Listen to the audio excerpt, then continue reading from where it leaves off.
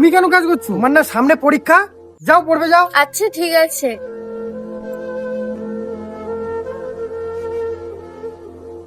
মা খুব খিদে পেয়েছে, চলো দুটো খেতে দেবে চলো। তুই কাজ থেকে চলে আসিস, চল তোকে খেতে দেবো, চল।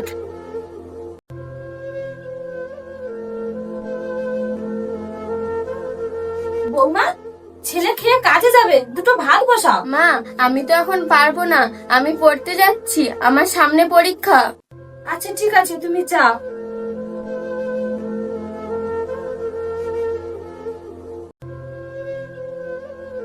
দিদি এনো মিষ্টি খাও, কংগ্রাচুলেশন। এইরকম ভাবে কেউ মুখের ভিতরে মিষ্টি পুড়ে দেয়? আরে মিষ্টি মুখে পুড়ে দেবো না মানে, আজ আমার বউ চাকরি পেয়ে গেছে। তুমি কি পাগল নাকি? তাতে কি হয়েছে? বাহ, বৌমা চাকরি পেয়ে আজ আমাদের মুখ উজ্জ্বল করেছে। চাকরিটা আমি পেয়েছি, অনেক কষ্ট করে পেয়েছি, এতে আপনাদের আনন্দ পাওয়ার কি আছে? আমার ছেলের বউ চাকরি পেয়েছে, এর থেকে আনন্দের আর কি আছে?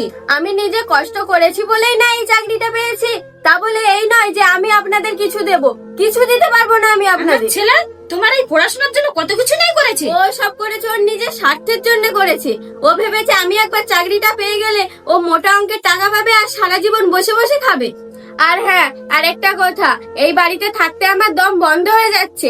আর তোমার মতো অপদার্থ স্বামীর সঙ্গে আমি আর থাকতে চাই না। আমি আমার নিজের পছন্দ মতো একটা ছেলে খুঁজে নেবো। তোমার জন্য আমার ছেলে কত পরিশ্রম করেছে, আর তোমার পেছনে কত টাকা খরচ করেছে, আর তুমি চাকরি পেয়ে আমার ছেলেকে আজ অপমান করছো। মানলাম ও আমার পেছনে অনেক টাকা খরচ করেছে, কারণ ও জানতো যোগ্যতাটা আমার মধ্যে আছে, ওর মধ্যে নয়। না হলে ও নিজের পেছনে খরচ করতো না, আর চাকরিটা ওই পেতো।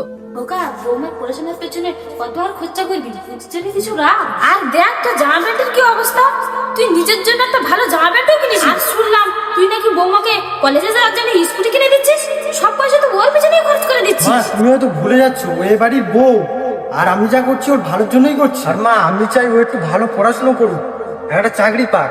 আর আমি স্বামী হয়ে ওর পাশে যদি না থাকি তাহলে আমি কেমন স্বামী? আর দেখবে ও যেদিন চাকরি পাবে আমার সব সকাল পূরণ করে নেবো। তোমার ছেলে আমার জীবনটা নরক বানিয়ে রেখেছিল।